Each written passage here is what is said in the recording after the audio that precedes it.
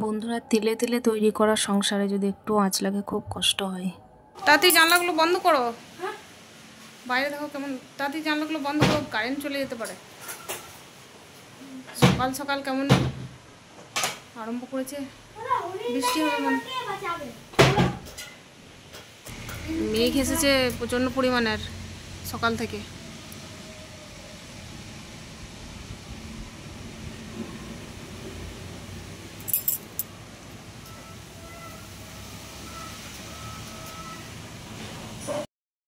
ব্লগের শুরুতে বড়দের চরণে প্রণাম আর ছোটোদেরকে বুক ভরা ভালোবাসা দিয়ে আমার ব্লগটা এখান থেকে স্টার্ট করছি।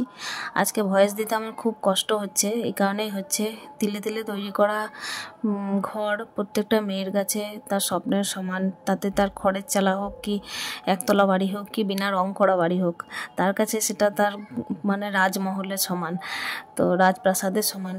কিন্তু এইটাই ঘটনাটা ঘটেছে। বর্ষার বৃষ্টি তো সেভাবে কিছু হচ্ছে না, কিন্তু বৃষ্টি না হওয়ার জন্য যে তাণ্ডবটা দেখিয়ে গেল আমাদের বাড়িতে, সেটা খুব খারাপ লাগলো। তো এটা হচ্ছে বৃহস্পতিবারের ক্লিপ। মানে রাত্রিবেলায় প্রচণ্ড বৃষ্টি আরম্ভ হলো। বৃষ্টি বলতে বৃষ্টির থেকে বেশি বাজ পড়ার আরম্ভ হয়ে গেল, আর বাড়ির মধ্যে যত লাইনের কানেকশানগুলো ছিল সেইগুলো ক্ষতি করে চলে গেল।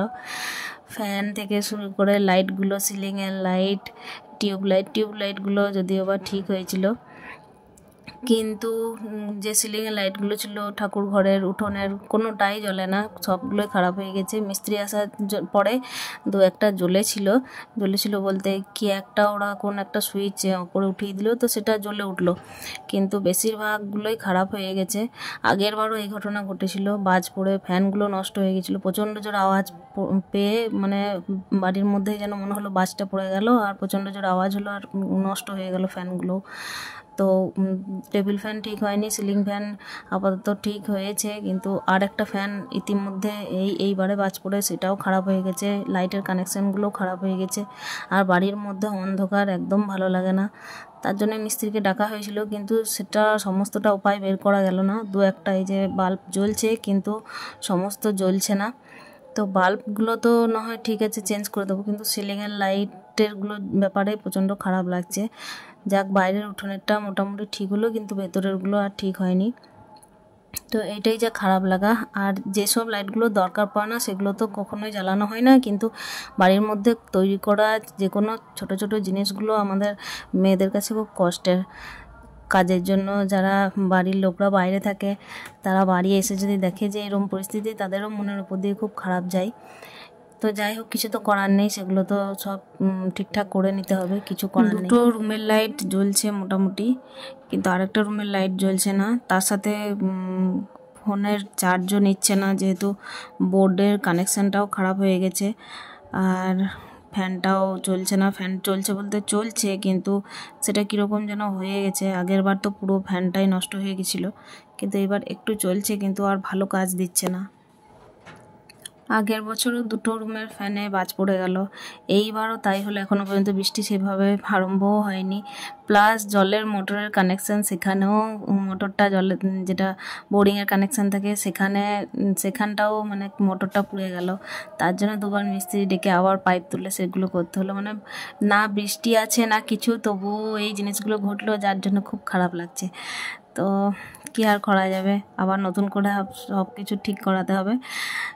যাই হোক, একটু হয়রানি হবে এই যা, কিন্তু খারাপ লাগে। বাড়ির কোনো জিনিস তৈরি করে যদি সেগুলো নষ্ট হয়ে যায় না, প্রচণ্ড পরিমাণ খারাপ লাগে। সেগুলো খারাপ না হলেই মনে হয় ভালো হয়, যেরকম আছে সেরকমই থেকে যাক সবার বাড়িতেই। কেন কি গরিব বড়লোক আমি কাউকে উল্লেখ করছি না, জিনিসের মায়া তো প্রত্যেকের। আর এগুলো তো খুব খুব শখের, খুব কষ্ট করেই তৈরি করতে হয় বাড়ির প্রত্যেকটা জিনিসই। কী আর করব। যাই হোক, সকালে ঝাঁটপাট দিয়ে আমি এই যে ফুল তুলতে চলে এসেছি।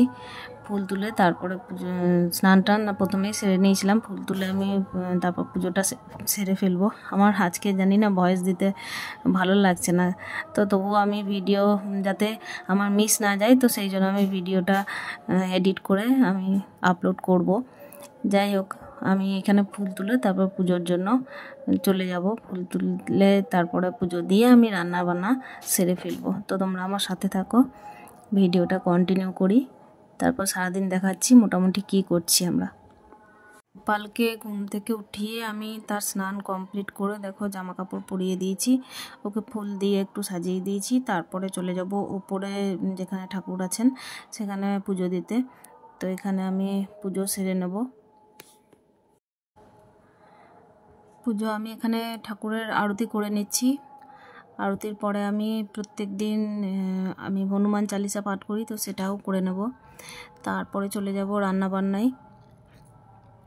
তো আগের বছর যেহেতু বারবার এই ঘটনাগুলো ঘটছিল, বাজ পড়ে পড়ে আমাদের বাড়িতে বারবার বাজ পড়ে, কেন জানি না পড়ে। বাড়িতে বাজ পড়ে ফ্যানগুলো নষ্ট হয়ে গেল, লাইটও নষ্ট হয়ে গেল, মোটরের কানেকশান নষ্ট হয়ে গেল। সেই জন্য আমি যখনই একটু মেঘ দেখি তখন আমি মিটারের হ্যান্ডেলটা নামিয়ে দিই, কিন্তু এইবারে আমি আর নামাইনি। আর একটুখানেই মেঘ এসেছে আর সব শেষ করে দিল, অনেক কিছুই শেষ করে দিল। তো যাই হোক, শেষ করে দিল বলে থেমে থাকলে হবে না, সেগুলোকে সেরে নিতে হবে আবার নতুন করে, হয়তো পরের বছরও হতে পারে। সেই সব চিন্তা করে তো আজকে কষ্ট করে লাভ নেই। তো যাই হোক, আমাদের একটু কষ্ট হয়, কেন কি তিলে তিলে সব কিছুই তৈরি করতে হয়। প্রত্যেকটা বাড়ির মেম্বারকেই সমস্ত জিনিস তাদের কষ্ট করে তৈরি করা। তাদের ইনকাম যাই থাক না থাক, কম থাক বেশি থাক, সেটা ম্যাটার করে না। ম্যাটার করে তারা কত ভালোবেসে সেই জিনিসগুলোকে তৈরি করেছে, সেই সব জিনিসের পিছনে কতটা সময় দিয়েছে, সেই সব জিনিসের পিছনে কতটা তাদের স্বপ্ন গড়ে তুলেছে, সেই সব জিনিসগুলোকেই এখানে আমি বলার চেষ্টা করছি। তো আর বারবার কোনো জিনিস এভাবে নষ্ট হওয়াটা খুব একটা ভালো, মনের মধ্যে একটা নেগেটিভিটি তৈরি করে। তো সেইটাও একবার করে মনে হয়। তো যাই হোক, সেগুলোকে এক সাইডে রাখতে হবে। যেটা হয় সামনে, সেই পরিস্থিতির সম্মুখীন হয়েই সমস্ত দিক সামাল দিয়ে কাজ করে চলা উচিত আমাদের প্রত্যেককেই। তো সেটার আমি চেষ্টা করি সব সময়। যেহেতু সায়ন্তিকের বাবা বাইরে থাকে, তাই এগুলো তো ম্যানেজ করতেই হবে, তা না হলে তো আমার চলে ওঠাই সম্ভব হবে না। তো দেখো, এখানে পুজো টুজো সেরে আমি হনুমান চালিসা পাঠ করতে বসে গেছি।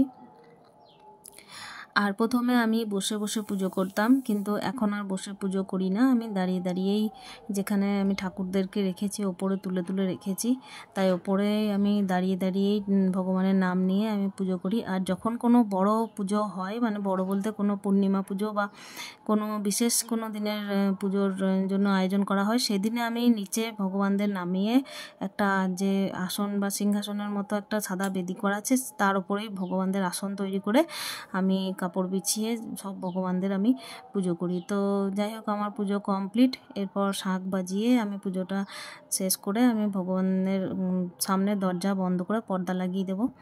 তারপর চলে যাব আমি রান্নাবান্নার কাজে। তো দেখা যাক আজকে রান্নায় কি করা হয়। তো চলো আমার সাথে থাকো। এই যে আজকে আমি সকালে ভাতটা করতে পারিনি, আমি সায়ন্তিককে এখানে কুমড়ো সয়াবিন দিয়ে একটু মুড়ি খাওয়াবো। তো ও সয়াবিনের তরকারি পছন্দ করে, ওই জন্য খেয়ে নেবে, কোনো অসুবিধা নেই। তো ওকে এই সয়াবিনটা দিয়েই আমি খাইয়ে দিই আপাতত আজকে। সায়ন্তিক এইদিকে ড্রয়িং করতে বসেছিল। ও প্রত্যেক দিনই একটা করে ড্রয়িং করবেই আর কি। ড্রয়িং বা কী কাজ করুক না করুক, ড্রয়িংটা করবেই। তো এইদিকে মুড়ি খাওয়া চলছে, তারপরে চলে এলাম রান্না করতে। তো রান্না আজকে করব ডিমের ঝোল করব। ঝোল বলতে একটু কারি টাইপের করব। এখানে ডিম আলু সিদ্ধ করে নিয়েছিলাম, আর সিদ্ধ আলুগুলো আমি একটু শ্যালো ফ্রাই করে তুলে নেব। তারপর মশলা দিয়ে কষে ডিমের ঝোল রেডি করে নেব। ঝোলটা খুব বেশি করব না, তো একটু অল্প ঝোল, অল্প মানে গায়ে লাগা এরকম টাইপেরই করার চেষ্টা করব। আর আলুটা একটু বেশি দিয়েছি এই কারণেই, কেন কি সায়ন্তিকের ভাতে মাখানোর জন্য আলুটা বিশেষ করে লাগে, যদি অন্য কোনো সবজিটা না থাকে তার জন্য। তো এখানে দেখো মশলা কষানো চলছে, আর তার সাথে ওইদিকে সায়ন্তিক তো ড্রয়িং করে একটু খেলতে চলে গেছে। ও যখন তখন ড্রয়িংয়ের জিনিসগুলো রেখে দেয় নিচে, তারপরে যখন খুশি এসে খেলা করে, আর যখন খুশি এসে ও ড্রয়িং করে, মানে কোনো ঠিক ঠিকানা থাকে না মোটামুটি। তো এবারে রান্নাটা মোটামুটি সেরে ফেলা যাবে। তারপর ওকে স্নান করিয়ে প্রত্যেক দিন যেরকম দুপুরে খাওয়া দাওয়া সেরে ওকে একটু রেস্ট করাই, সেরকম রেস্ট করাবো। এখানে মশলা কষানো রেডি হয়ে গেছে। তারপর মশলা কষিয়ে ডিম আর আলুগুলো একটু গরম জলের সঙ্গে দিয়ে ঝোলটা রেডি করে নিচ্ছি। আর ওখানে ডাল করেছি, ডালের সাথে আছে আজকে মোটামুটি বিশেষ কিছু করিনি। একটা ডুমুর করেছিলাম, মা কেটে দিয়ে গেছিলো, তো ডুমুরটা করেছিলাম। তো চলো সাথে থাকো আমার।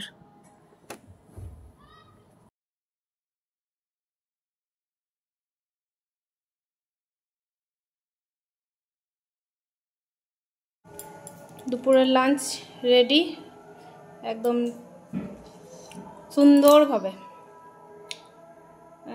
আজকে একটা স্পেশাল জিনিস রান্না হয়েছে, সেটা হচ্ছে এই ডুমুর, আমার অল টাইম ফেভারিট। ভাত আছে, ডাল আছে, ডুমুর কষা আছে, আর ওখানে একটু সয়াবিন কুমড়ো দিয়ে করা ছিল, ছেলে সয়াবিন ভালোবাসে বলে আবার নিয়ে নিয়েছি। আর এটা আছে ডিমের কারি ঝোল, আর ওখানে আছে আমের আচার। তো চলো খাবারটা খেয়ে নেওয়া যাক তাড়াতাড়ি।